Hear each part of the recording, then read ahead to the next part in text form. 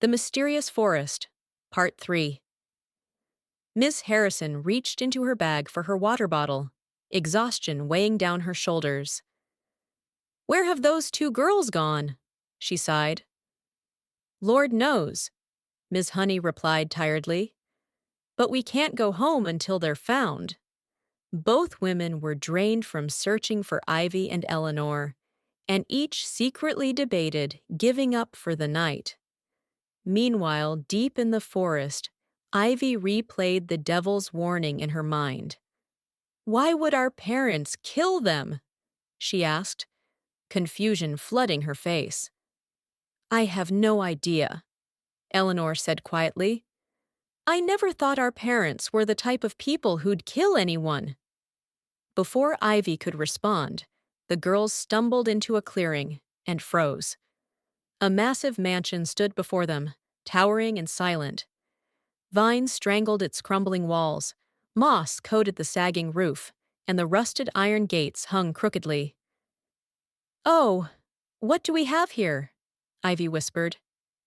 "It looks abandoned," Elanor said, "but maybe there's a place to rest inside. I'm exhausted."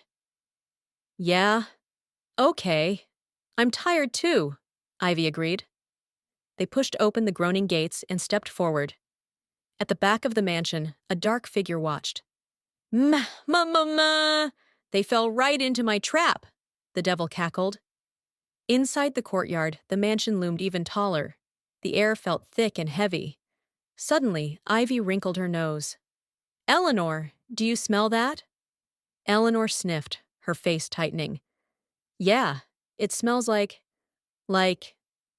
They both knew what it smelled like, but neither wanted to say it aloud. Ivy swallowed hard. "Blood," she whispered. Across the forest, Eve threw her hands in the air. "I give up!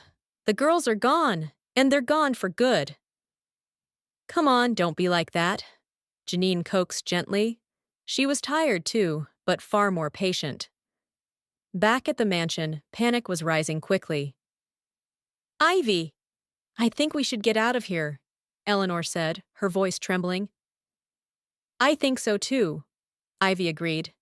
They turned to leave, just as the gates slammed shut behind them with a metallic clang. The lock clicked. Then came the laugh. "Moo ha ha ha ha!" Ivy and Elanor looked at each other, horror dawning. The devil was back. "Oh no! What do we do now?" Elanor cried. "He's going to kill us both! We're trapped!" "Don't panic," Ivy said, forcing courage into her voice. "There might be a back way out. We just have to look."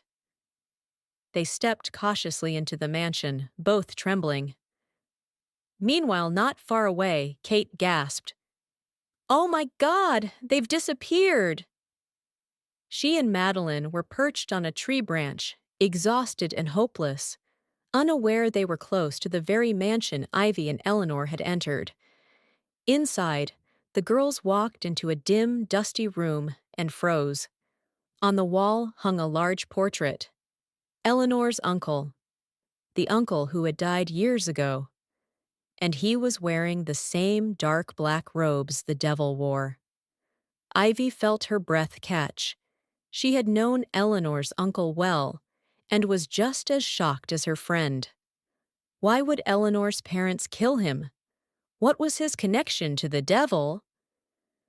Before they could process it, they heard slow, heavy footsteps echoing down the hallway. We'll continue in Part 4.